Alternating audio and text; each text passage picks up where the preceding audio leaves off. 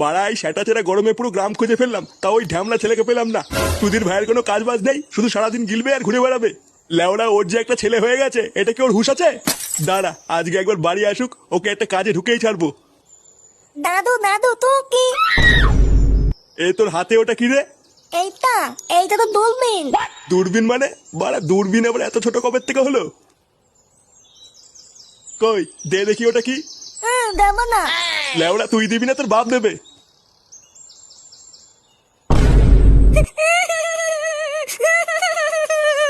এ কি, এটা তো গাজার কলকে। আরে চুপ কর না গুদমানি বেটা। আমি চুপ করবো না, আমার খেলনা নিয়ে নিয়েছো তুমি। আরে বাবা, এটা কোনো খেলার জিনিস না, এটা নিতে নেই। আমি জানি না, আমার খেলনা দাও, নাহলে আমি দিদাকে বলে দেবো তুমি আমাকে মারা দেখিয়ে তো। এই কি শুনে পাচ্ছি রে? বলে কিনা দিদাকে গিয়ে বলবে আমি বাড়া দেখিয়েছি। যেমন বাপ তার তেমন ঢ্যামলা চোদা ছেলে।